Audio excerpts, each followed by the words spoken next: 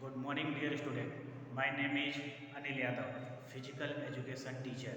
Class 11th unit number 4 का part 2, जिसका नाम है physical education and sports for CWSN children with special needs, दिव्यांग बच्चों के लिए। हैंडीकैप वर्ड का यूज हम यहाँ पे नहीं करेंगे।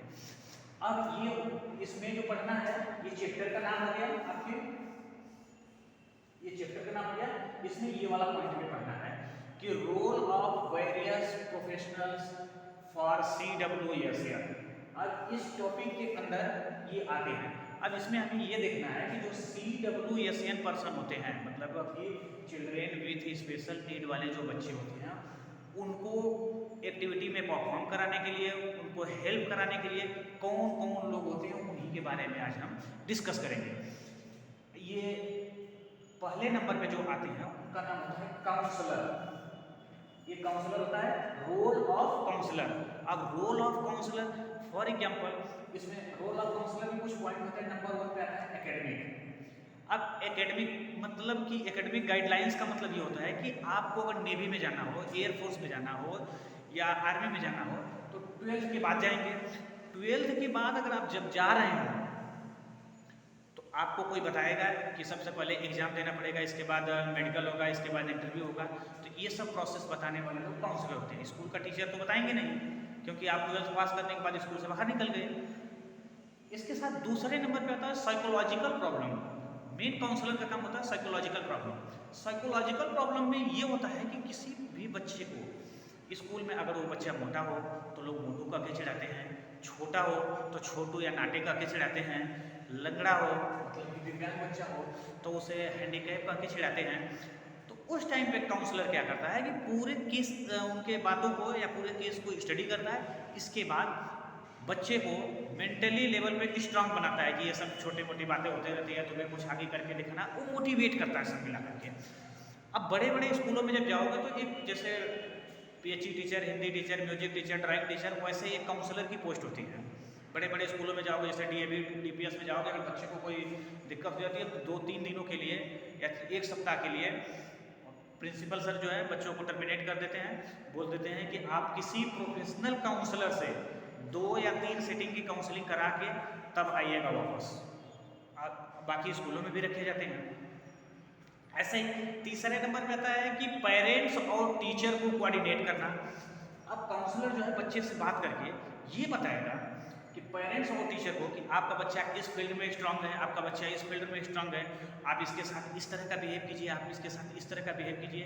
वो बताएगा कि आपका बच्चा बात करने में अच्छा है तो आप इसे पब्लिक कम्युनिकेशन या पब्लिक स्पीकिंग के लिए भेजिए, बात करने के लिए या बोलने के लिए भेजिए, स्पीकर वक्ता के रूप में भेजिए।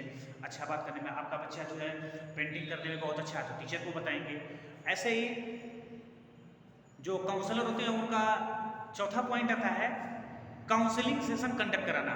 साल में एक बार स्कूलों में काउंसलिंग सेशन कंडक्ट कराया जाता है। उनको बताया जाता है करियर ऑब्जेक्टिव से रिलेटेड कि आप 12th पास आउट होने के बाद या 10th पास आउट होने के बाद आप किस किस फील्ड में जा सकते हैं और क्या क्या कर सकते हैं। तो बच्चे के इंटरेस्ट के अकॉर्डिंग वो अपना फील्ड चूज कर लेता है। जैसे किसी को प्रोफेसर बनना है तो वो मास्टर डिग्री कंप्लीट करेगा, फिर PhD करेगा। अब किसी को टीचर बनना है तो वो उस फील्ड में जाएगा। किसी को फोर्स में जाना है तो उसे बहुत ज़्यादा पढ़ने की ज़रूरत नहीं है, 12th के बाद अपना दूसरे फील्ड में चला जाएगा। किसी को डॉक्टर बनना है तो कौन सा स्ट्रीम लेना है, इंजीनियर बनना हो तो कौन सा स्ट्रीम लेना है, अकाउंटेंट बनना हो तो कौन सा स्ट्रीम लेना है। तो ये वहाँ पे अपना चीज़ें बता दी जाती है। इसके बाद काउंसलर जो है बीच बीच में एक टेस्ट कंडक्ट कराता है। उस टेस्ट से उसे पता चलता है कि बच्चा डिप्रेशन में है, डिप्रेशन में तो कितना डिप्रेशन में है, या मेंटली लेवल से प्रिपेयर है। ये तो आता है एज ए काउंसलर का काम। इसके साथ ही साथ ये सब में आ जाएगा, एक पॉइंट आता है कि गाइडेंस करता है पेरेंट्स और टीचर को। जैसे किसी बच्चे को सुनाई नहीं दे रहा हो या कम सुनाई दे रहा हो तो ये बता देगा काउंसलर टीचर से कि बच्चे को कम सुनाई देता है या नहीं सुनाई देता है, इसके लिए कुछ दूसरे तरह से प्रोसेस करो। पेरेंट्स को भी बताएगा कि आपके बच्चों को थोड़ा कम ये डिसेबिलिटी है या ये डिसऑर्डर है, इस तरह से बताते हैं। दूसरे नंबर पे आता है ऑक्यूपेशनल थेरेपिस्ट। ऑक्यूपेशनल मीन्स होता है सेल्फ केयर करना। ऑक्यूपेशनल मीन्स क्या होता है कि सेल्फ केयर करना। ये हेल्थ से रिलेटेड है। जैसे किसी बच्चे का फाइन मोटर डेवलपमेंट, अब फाइन का मतलब आपको 11th में पढ़ा के रखे थे कि फाइन का मतलब दो होता है, एक फाइन मोटर डेवलपमेंट होता है, एक ग्रॉस मोटर डेवलपमेंट होता है। ग्रॉस का मतलब होता है कि बॉडी के लार्ज मसल, जो लंबी मसल्स है उनका डेवलपमेंट होता है। फाइन का मतलब होता है जो छोटी छोटी मसल्स है उनका डेवलपमेंट होता है। जैसे अंगुली में ये पेन को पकड़ना, पेंटिंग करना, खाना खाना, ड्रेसिंग सेंस के लिए रिलेटेड। तो इसमें पहले नंबर पे आ जाएगा फाइन मोटर डेवलपमेंट। अब छोटे छोटे चीज़ों बच्चों से लिखना सिखाना, छोटे बच्चे हैं तो उनको लिखना सिखाना, अगर हाथ से प्रॉब्लम है, डिसेबल पर्सन है तो उनको उनके अकॉर्डिंग अच्छे से बैठ करके बताना कि कैसे लिखते हैं, कैसे पढ़ते हैं, क्या करते हैं, कैसे स्पोर्ट्स करते हैं। इसके बाद डेली रूटीन में जो वर्क उनको जो वर्क एक्टिविटी करनी है वो उनसे ऑक्यूपेशनल थेरेपिस्ट जो है वो करवाते हैं। इसके बाद राइटिंग, लिखने वाला, पेंटिंग वाला। इसके बाद ड्रेसिंग सेंस को भी अच्छे से देखते हैं कि बच्चा थोड़ा डिसेबल पर्सन है तो उसका ड्रेसिंग सेंस ऐसा ना हो कि कोई देख करके कुछ ना कुछ बोलने लगे कि क्या कर रहे हो, क्या नहीं करते हो। इसमें भी वो लास्ट पॉइंट आ जाएगा कि गाइडेंस, पेरेंट्स और टीचर को गाइड करते हैं। ये जो ऑक्यूपेशनल थेरेपिस्ट है पेरेंट्स और टीचर को गाइड करते हैं कि ये प्रॉब्लम है, आप इस पर ध्यान से देखिए या ध्यान दीजिएगा इस पर। इसके बाद एक ये हो गया, एक ये हो गया। तीसरे नंबर पे आता है रोल ऑफ फिजियोथेरेपी। आप लोगों ने नाम सुना होगा कि फिजियोथेरेपी होता क्या है। जैसे कोई भी हम स्पोर्ट्स एक्टिविटी परफॉर्म कराते हैं या कराई जाती है या करवाते हैं तो उस टाइम पे जो चोट लग जाती है, जो चोट लगती है, इंजरी होती है, तो इंजरी मैनेजमेंट का काम ये फिजियोथेरेपी करते हैं। इंजरी मैनेजमेंट का काम फिजियोथेरेपिस्ट करते हैं। जैसे आप लोगों ने क्रिकेट में देखा होगा कि किसी प्लेयर के मसल में स्ट्रेन आ जाता है, मसल खींच जाती है, चोट लग जाती है, बॉल हेलमेट के ऊपर लग जाती है, जब दिखाई नहीं देता है, चोट लग जाती है, ज़्यादा ब्लड आने लगता है, तो एक बॉक्स लेकर के, क्रिकेट में आप देखेंगे तो एक बॉक्स लेके दौड़े दौड़े एक आते हैं, फिर उनको बाद लेटा करके इधर उधर करते हैं, आइस लगाते हैं अपने अकॉर्डिंग जो उसका ट्रीटमेंट होता है। फर्स्ट एड, जिनका नाम है फर्स्ट एड, वो फर्स्ट एड कराते हैं। इसके बाद वो डिसाइड करते हैं कि आप खेल सकते हैं कि नहीं खेल सकते हैं। नहीं खेल सकते हैं तो आप चले जाते हैं, अगर खेल सकते हैं तो फिर आप फिर से वो ट्रीटमेंट करके चले जाते हैं। तो ये जो है इंजरी मैनेजमेंट वाला काम करते हैं। इंजरी मैनेजमेंट में क्या, ड्यूरिंग द स्पोर्ट्स अगर चोट लग जाती है तो उस टाइम पे ये देखा जाता है कि इंजरी का लेवल क्या है, इंजरी हल्की है या कुछ ज़्यादा गहरी है, तो उसके अकॉर्डिंग बच्चे को खेलना है कि बाहर कर देना है, ये लोग डिसाइड करते हैं। इसके बाद आता है रेगुलर बॉडी चेकअप।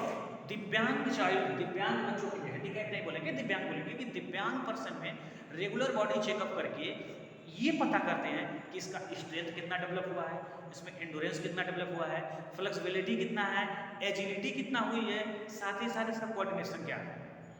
ये बातें समझ में आ गई फिजियोथेरेपी का। इसमें एक और आता है जो भी एक्टिविटी होती है उसको क्योर करते हैं। जो डिसेबिलिटी होती है फिजियोथेरेपी क्योर करता है।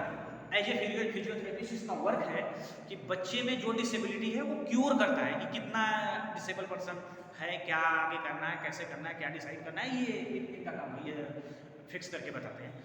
फिर लास्ट टॉपिक को वही आता है कि पेरेंट्स और टीचर को गाइड करते हैं। जैसे किसी बच्चे का हाथ नहीं है, यहाँ तक हाथ नहीं है, किसी का घुटने तक पैर नहीं है, तो व्हील चेयर से आ रहा है तो उसको देख करके हेल्प करना है, न करके उसे देख करके मजाक उड़ाना है, हंसी उड़ानी है, ये गाइड करके बताते हैं। इसके बाद अब आता है फिजिकल एजुकेशन टीचर, जैसे कि जो मैं हूँ फिजिकल एजुकेशन टीचर। अब I am physical education teacher. तो अब इसमें हमें क्या करना है, पहले नंबर पे आता है डिसिप्लिन मेंटेन करना। डिसिप्लिन को पहले नंबर पे जो आता है, हम लोगों का रोल स्कूलों में वो डिसिप्लिन को मेंटेन करता है और सभी एक्टिविटी को डिजाइन कराते हैं जिसमें मोटर डेवलपमेंट हो सके। स्कूलों में जो भी एक्टिविटी होनी है वो डिजाइन करवाते हैं फिजिकल एजुकेशन टीचर, जिसमें बच्चे का मोटर डेवलपमेंट हो सके। मोटर डेवलपमेंट में ग्रॉस और फाइन, जब मतलब कि मसल्स का ग्रोथ हो रहा हो तो उसमें किस टाइप्स का हो, और फाइन लिखने और हाथ से वो जो छोटी छोटी मसल्स है, आई कंट्रैक्ट, हैंड्स का, बच्चे का बैलेंस बनाना है, इन चीज़ों में। तीसरे नंबर पे आता है लीडरशिप क्वालिटी डेवलप करना। लीडरशिप क्वालिटी कैसे डेवलप करेंगे, नेता तो बनाएंगे नहीं। लीडरशिप का मतलब ये होता है कि स्कूल में मैच कराना और क्लास का मैच करवा रहे हैं, जैसे सेक्शन ए और बी, मतलब 9th ए और 9th बी, या 11th ए और 11th बी का मैच चल रहा है, या 11th वर्सेस 12th का मैच चल रहा है, तो 11th की एक कबड्डी की टीम बना देंगे, एक 12th की कबड्डी की टीम बना देंगे, एक उधर से कैप्टन बना देंगे, एक इधर से कैप्टन बना देंगे, दोनों अपने अपने टीम को लीड करेंगे। जब दोनों अपने अपने लीड करेंगे तो वो धीरे धीरे लीडरशिप की क्वालिटी डेवलप होने लगेगी। स्कूल कैप्टन होगा, हाउस कैप्टन होगा, पहले क्लास लेवल पे मैच कराएंगे, पहले इंटर हाउस क्लास लेवल पे मैच कराएंगे, इसके बाद हाउस के लेवल पे मैच कराएंगे, फिर चारों हाउस का एक साथ मैच कराएंगे। उसमें से जो बच्चे अच्छे होंगे उनको क्लस्टर और रीजनल के लिए लेकर के जाएंगे खेलने के लिए। तो ये धीरे धीरे जो लीडरशिप क्वालिटी है वो डेवलप कराई जाती है। और जो है एक आती है स्पेशल एक्टिविटी को डेवलप कराते हैं। अब जो बच्चा जो जिस गेम्स हैं उसमें कराते हैं, इसके बाद सोशल एक्टिविटी को डेवलप कराते हैं, इसके बाद as a academician, as a academic वाला काम, जैसे मैं 11th 12th को पढ़ाता हूँ तो एकेडमिक वाला काम कर रहा हूँ, पढ़ाने वाला काम कर रहा हूँ। इसके बाद सेम लास्ट पॉइंट इसमें आता है कि गाइडेंस, पेरेंट्स और टीचर को गाइड करते हैं कि आपका बच्चा जो है खेलने में अच्छा है तो आप इसे खेलने के लिए टाइम दीजिए, आपका बच्चा पढ़ने में है तो पढ़ने में टाइम दीजिए, आपका बच्चा इनडिसिप्लिन में है तो मैं पेरेंट्स को मिल करके बात करता हूँ, बताता हूँ कि ऐसे ऐसे ये दिक्कत आ रही है। आई होप कि आप यहाँ पे पीएचडी टीचर का वर्क समझ गए। अब आता है स्पीच थेरेपी। स्पीच मीन्स होता है बोलना, स्पीच मीन्स होता है बोलना, कम्युनिकेशन स्किल। अब इससे इनका क्या काम क्या है? अभी कभी कभी आप लोग टीवी में देखते होंगे छोटे बच्चे वो कंपटीशन में पहुंच करके ऐसे पार्टिसिपेट करते हैं, देख करके लगता है कि क्या ये छोटे बच्चे व्हील चेयर पे बैठ करके इतना अच्छा बोल लेते हैं। वो इन्हीं लोगों का काम है, ये स्पीच थेरेपी वालों का काम है कि ये लोग क्या करते हैं, कम्युनिकेशन स्किल डेवलप कराते हैं बच्चों में। अब कौन बच्चा बोलने में अच्छा है और कौन बच्चा एक्टिंग करने में अच्छा है, कौन बच्चे, किसी बच्चे को सुनाई अगर नहीं दे रहा हो तो टीचर को हम बताते हैं कि इस बच्चे को सुनाई नहीं दे रहा है, पेरेंट्स को बताते हैं कि इस बच्चे को सुनाई नहीं दे रहा है। तो अगर मैं पढ़ा रहा हूँ किसी बच्चे को अच्छे से सुनाई नहीं दे रहा है तो मैं उसको इस बारे में बताऊँगा। अभी उससे अगर स्पोर्ट्स में भेजना है तो जहाँ पे अभी रनिंग कंपटीशन भेजती है, अगर खाली सुनाई नहीं दे रहा हो, रनिंग कंपटीशन भेजती है, 100 मीटर के स्टार्ट पे बैठ गया, बैठने के बाद पता चला गन फायर हुआ, सब बच्चे चले गए, उसे सुनाई नहीं दिया, तो उन लोगों के लिए अलग से स्पोर्ट्स होता है जिसमें उन लोगों को लाइट चमका करके बताई जाती है, जिसमें उन लोगों को फ्लैग दिखा के इशारा किया जाता है। अब इसके बाद आता है लास्ट में स्पीच थेरेपी। अब स्पीच थेरेपी का वर्क क्या होता है? Speech therapy, special education, special educator का काम क्या होता है? अब ध्यान देना कि जैसे जहां जहां स्पेशल लग गया वो लोग कुछ स्पेशल ही हो गए, ये स्पेशल था, स्पेशल ओलंपिक था, तो आप स्पेशल का मतलब समझना है। एक होता है बीएड जो हम लोगों के स्कूलों में टीचर पढ़ाते हैं नॉर्मली, एक होता है स्पेशल बीएड। स्पेशल बीएड जो लोग ब्लाइंड होते हैं, जो हैंडीकैप लोग होते हैं, दिव्यांग लोग होते हैं, या हैंडीकैप भी बोल सकते हैं, कि जो लोग होते हैं उनको जो लोग पढ़ाते हैं वो लोग स्पेशल बीएड होते हैं। स्पेशल बीएड बहुत कम जगह पे चलता है तो उनको स्पेशल बीएड बोला जाता है। तो वैसे ही जो स्पेशल एजुकेटर लोग होते हैं, ये लोग क्या करते हैं कि ये लोग इधर से जितने लोग एक्टिविटी बना करके देंगे, इन एक्टिविटियों को मिला करके चेक करेंगे, इसके बाद उसमें इम्प्लीमेंट करते हैं कि ये चीज़ें सही है, इसको और थोड़ा सा बढ़ा देना। जैसे हैंडीकैप बच्चे लोग हैं या दिव्यांग बच्चे लोग हैं, उनको क्रिकेट कराना है तो वो क्रिकेट में अपने अपने अकॉर्डिंग वो फिक्स करेंगे कि जो क्रिकेट का बल्ला है, बैट है, उसको प्लास्टिक का कर दो और हल्का कर दो, थोड़ा सा लंबा कर दो, बॉल जो है एकदम हल्की रखो, किसी को चोट न लगने पाए। तो उसके अकॉर्डिंग ये अपने आप से उस इवेंट में अपने अकॉर्डिंग ये चेंज करते हैं। इनको एक तरह से एज ए हेड बोला जाता है, सब चीज़ों का एज ए, जो स्कूलों में होते हैं इन्हीं का काम होता है एक्टिविटी को कंडक्ट कराना। ये एज ए हेड होते हैं, ये लागू करते हैं, शुरू कराते हैं कि क्या चीज़ कराना है, क्या चीज़ नहीं कराना है। अब डियर स्टूडेंट, आपको लगभग ये 6 चीज़ क्लियर हो गया होगा। कोई भी अगर एग्जाम में, ये तो 5 मार्क्स से फिक्स है, कोई भी एग्जाम में अगर क्वेश्चन आता है तो आप 1 का 5 पॉइंट लिखेंगे किसी का। जैसे आ गया एज ए काउंसलर, तो एज ए काउंसलर में 5 पॉइंट लिखेंगे। जैसे पहले नंबर पे लिख दिया एज एकेडमिक गाइडेंस वाला, दूसरा लिखेंगे साइकोलॉजिकल प्रॉब्लम, तीसरा लिखेंगे पेरेंट्स टीचर का, चौथा लिखेंगे काउंसलिंग सेशन कंडक्ट कराना, पांचवा लिखेंगे टेस्ट कंडक्ट कराना, छठवां लिखेंगे टीचर और पेरेंट्स को गाइड करना। तो ऐसे 5 पॉइंट लिख करके इसको अच्छे से डिस्क्राइब करेंगे। अब एक छूट गया था जिसका नाम था इंक्लूसन। इंक्लूसन में उसका पूछा था कंसेप्ट क्या है और नीड और इंपॉर्टेंस क्या है। इंक्लूसन, इंक्लूसन मींस ये होता है कि जो बच्चे, ये होता है इंक्लूसन,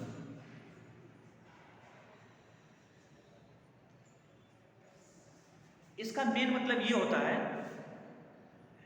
कि समावेश करना। समावेश का मतलब कि जो डिसेबल पर्सन है, दिव्यांग बच्चे हैं, उन बच्चों को जो थोड़ा फिजिकल सोशल जो अच्छे बच्चे हैं उनके बीच में ले जाना, उनको अपने आप को दिखाना कि मैं कोई ये दृष्टि से उनको न देखने पाए, उनको ये लगे कि मैं उन लोगों के साथ रह रहा हूँ, वो लोग मेरे साथ कोई भेदभाव नहीं कर रहे हैं।